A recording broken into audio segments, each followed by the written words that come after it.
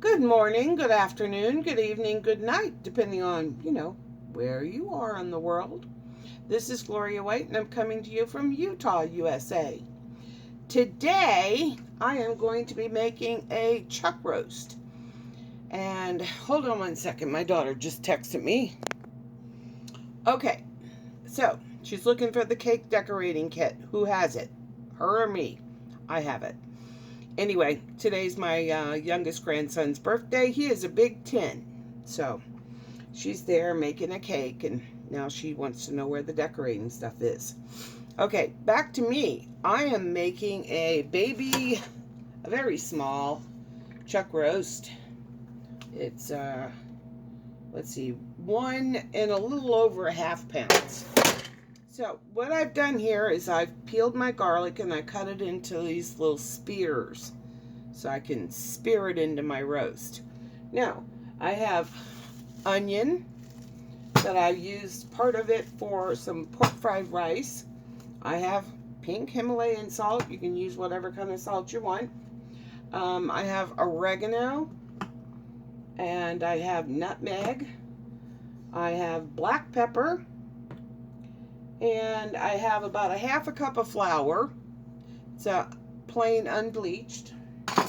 And then I have a bowl of red potatoes that I washed with my vegetable brush, and then just chopped them up into nice big pieces. I like when it gets the flavor on it, but I also like to add a little butter on my potatoes when they come out of the stew pot. When they come out of the oven, because it just makes them that much more yummy. Now, I'm going to show you a little trick. So, everybody's got a potato peeler, right? Right. So now, you want to go like this and this and this and peel your whatever this way. But did you know you could go like this? Did you know you could do that? Which really makes it so much faster than trying to just go one way. All right. And I turn it over the other end and do the same thing. And you can just turn it, and as fast as you can turn it, it's peeling it.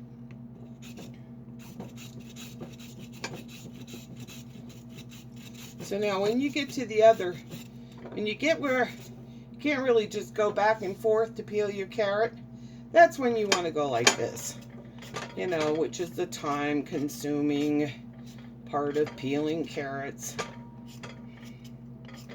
But, of course, I wouldn't peel potatoes that way. I use a paring knife. This isn't I use this mostly just on carrots, tell you the truth. Of course, you can use it to roughly grate some cheese as well. If you want to do that, this thing works pretty good for that. This is the OXO brand, and I love the OXO stuff. So there, as I peel them, I'm just throwing them behind me in the sink, and then I'll rinse them all off. But a vegetable brush is really nice on your potatoes if you want to keep the skin and you don't want the dirt that's on the potato. So I have one of those, and that's what I wash my potatoes. I'll scrub a squash or something. Now since all this COVID, I take a soapy sponge and wash my bell peppers, my watermelons, my cucumbers, whatever, and then rinse them off really good, because Lord knows who's been handling them.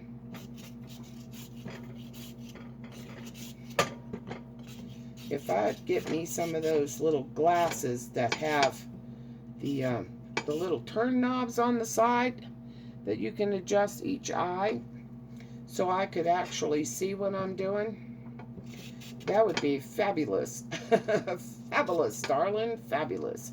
So anyway, I'm going to finish peeling these carrots and chopping them up, and then I'll come back to you. I don't want to make this a 3-hour video.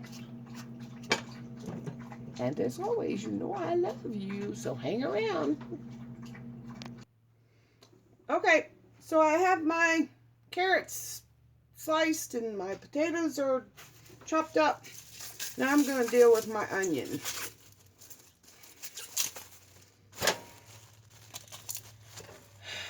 Of course, I'm allergic to raw onions, so I don't want this thing hanging around too long by me.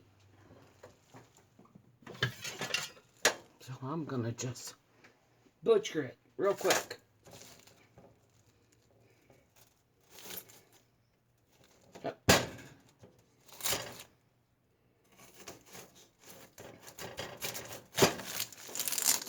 Okay, pull that peeling right off. And I should have washed my butcher knife, but I didn't. I'm getting hungry and I don't want to be patient. I'm the impatient prepper chef or something. Huh?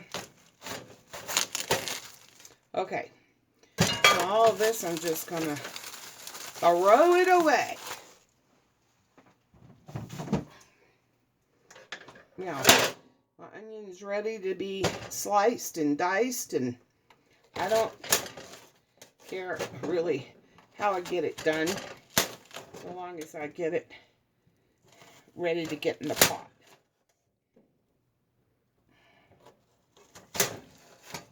I don't want little pieces of onion when it's cooked.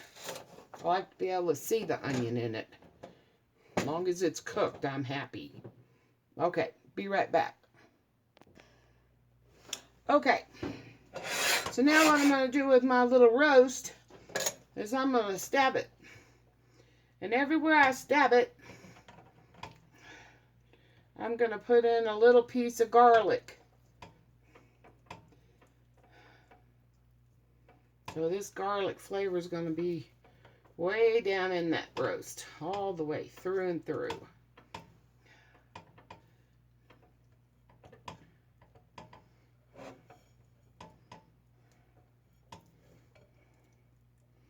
Just take a spear, stab it in that little hole. Make sure you get your hole big enough or your garlic won't fit in there.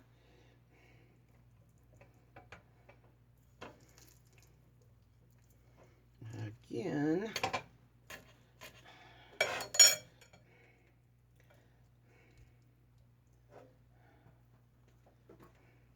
I'm going to pause this. Okay, so now I've got my roast. It's full of garlic. And you can use whole cloves if you want, but I was down to the end of the garlic that I had. And so now I'm just going to pepper it. Now I'm like Mr. Tom. I love my black pepper. You can put as much or as little as you like. Okay. Then I'm going to put some nutmeg. Now you got to be careful with nutmeg because it's really powerful. But you'd be amazed what kind of flavor this adds. Then a little bit of whole oregano.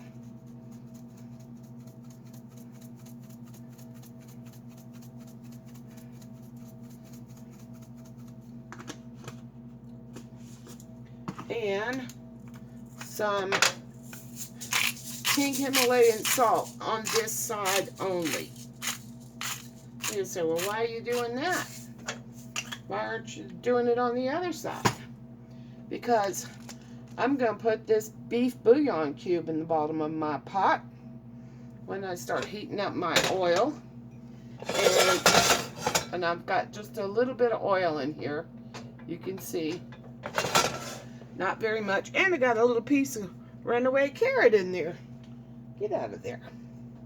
Okay, so I'm going to put this on about, because this is a cast iron enamel pot. So I'm going to put it on about 4 and wait for it to heat up before I put my bouillon cube in there.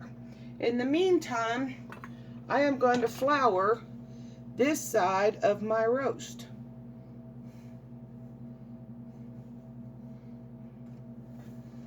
And I'm just going to pat it and rub it, massage it, cover it up with this flour really good.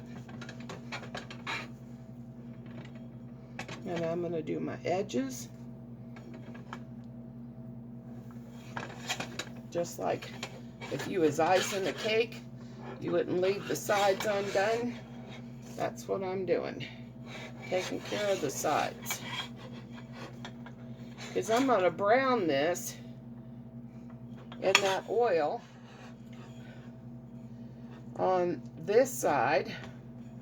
And now I'm going to turn it over because on this side I am going to just put the pepper and a little bit of oregano. Not going to put any salt on here, and it really doesn't need any more nutmeg because I'll sprinkle a little of that on my vegetables when I put them in there. So now I just want to finish flouring my roast on this side. And when I put it in the pot, I'm going to put it this side down. That way I'm not going to burn up my my garlic, and I'm not going to have my garlic falling out and then being in the pan if a piece gets loose. I don't, you know, burned garlic is very bitter and just takes away from the taste of anything that would have been good. So, there we go. Now I'll turn her back over. Make sure I got all my divots and creases and everything floured good. Because this flour is going to actually help make a juice, thicken the juice that cooks out of the roast. And the other thing I'll do is I'm going to brown this roast, and then I'm going to take it out, and I'm going to put that bouillon cube in there, smash it up all over the place, and put it in the bottom. Then I'm going to throw all my onions in the bottom. Yep, that's what I'm going to do. So, I'll be right back. Okay, now if you want to know if your oil is hot enough, I am going to turn this up so you can see. When I drop this in here, see how it's frying, bubbling up right away? And my oil is hot enough for me to put my roast in there. Okay, here we go. I'm going to give her one more dousing with flour on that garlic side, and I'm going to put her down in there.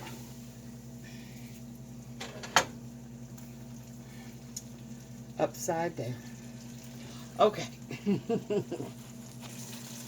Now I just put my oven on 350 so that it'll be heated up, because I'm going to be taking this pot. Once I get all my meat browned and to get my vegetables in here seasoned, then I'm going to put the lid on it and stick it in the oven and let it cook until that meat is just falling apart tender.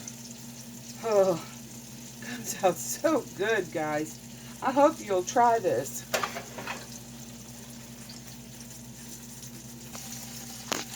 Now, as you can see, my roast is getting browned on the one side. So now I am browning it on the edges,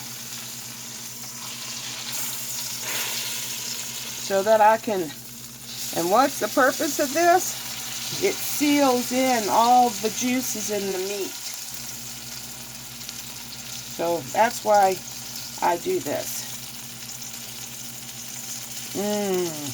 Gosh, I wish you guys could smell this. Man, I'll tell you what, if I was into tartar, I'd be taking a bite out of this thing right now. Oh. So I'm just going to brown it on all the edges, and then I'll flip her over.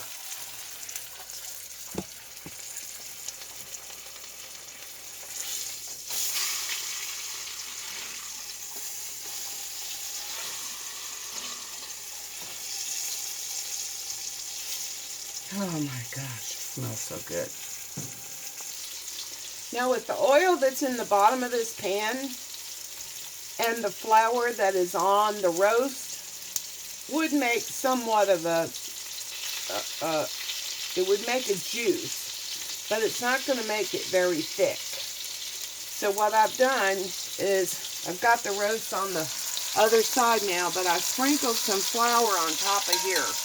And I'm going to flip this baby over and brown that a little bit before I throw my bouillon in and my onions. And then this thing is ready for the vegetables. Oh my goodness, look at that. Can you see that?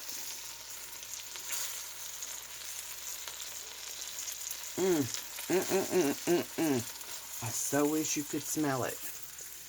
I so wish you could smell it. Now my roast that I just floured, that's the side that I just floured. Now, I'm going to let that sit on my plate for a minute. I'm going to crush this up in this beef bouillon cube. I'm going to crush it up as best I can. And I'm going to stir it around in here a little bit.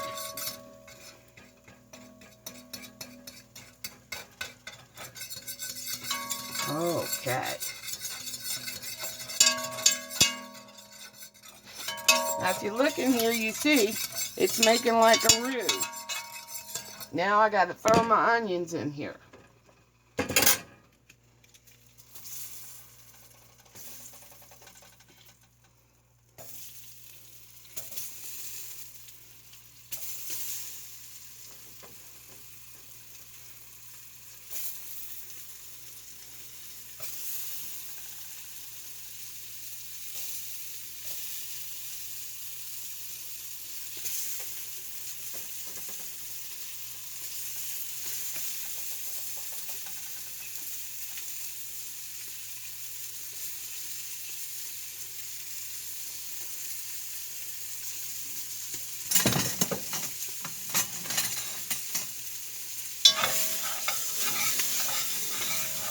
I don't want it to get too brown or burn.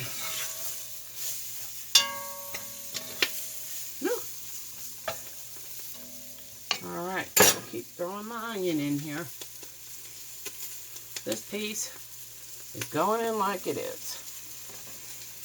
It's all going to cook. The pieces underneath this roast in this gravy.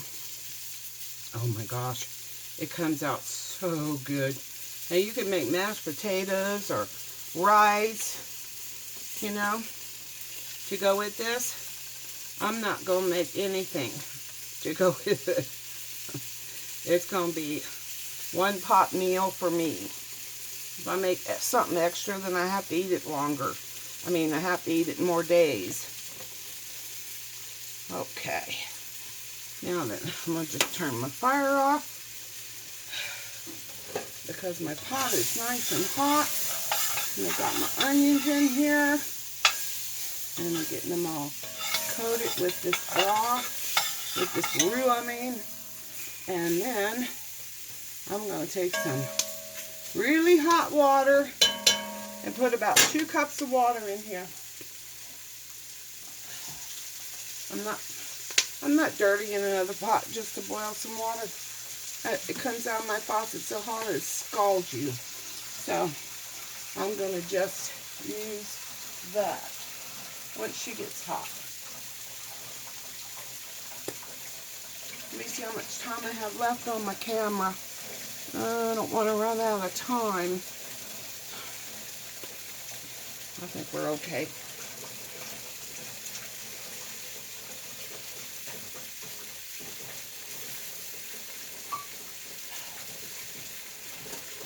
The hot water heater is about 20 feet from the sink. And you would not believe how long this sink has to run to get the hot water here. It's like, what a waste. If I had designed this, that hot water heater would have been right outside this wall. There we go. Now she's hot.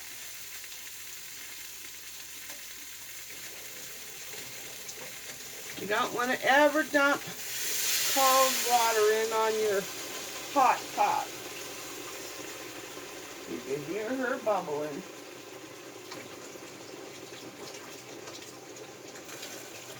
Ooh, okay. Okay. Now just a quick stir.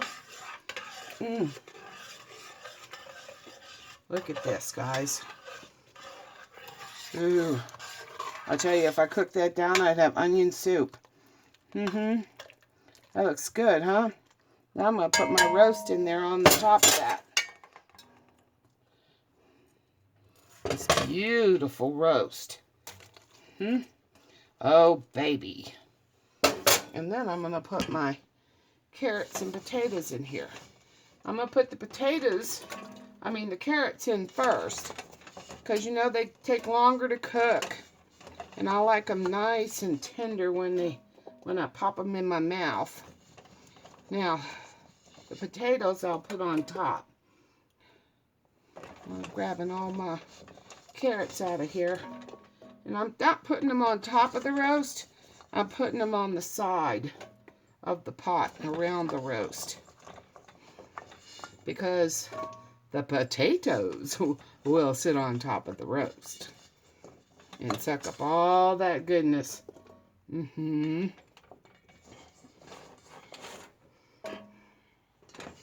my goodness. My mouth is watering. Oh, but I won't starve to death before this is done. Because as soon as I'm done with this, getting this roast in the oven, this girl is going to make a tomato and American cheese sandwich. Whew, I'm going to make all you Southerners jealous. I have a beautiful tomato. Of course, if you watched my video from the grocery store, you would know that. Okay, now I'm going to season my vegetables. So I'm going to put paprika on my carrots. Okay. And I'm going to put some onion powder on my carrots. I'm not going overboard. Because you know I've got them big onions in there and that big onion in the bottom of the pot. That's mostly for the gravy. Ooh, gotta have a little bit of nutmeg. I love the smell of nutmeg. Come on, there you go. And then we gotta have, of course, black pepper. Ooh, man, I'll tell you what, I don't know. I put black pepper on about everything that's not a sweet. And so that's good. Oh, and a little dill. Little bit of dill weed. Just a little bit. And then my potatoes are going in. All over the top. Boy, these things are going to be so good, you ain't going to believe it. Okay. So now my pot looks like that. All my carrots are down around the side. My roast is in the middle, and all the carrots are around it. Now I just dumped all the potatoes in there. Now I'm going to season the potatoes. Of course, black pepper.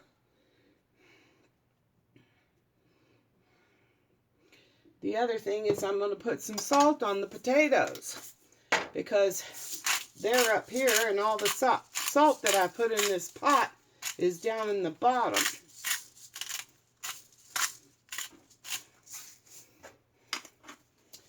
Then I'm going to put a little onion powder on them. Just a little bit. And then some garlic. Guys, I don't know if you've ever roasted potatoes in the oven with butter and salt and pepper and dill. Whew, if you haven't ever done that, you have got to try it. Those potatoes come out so good.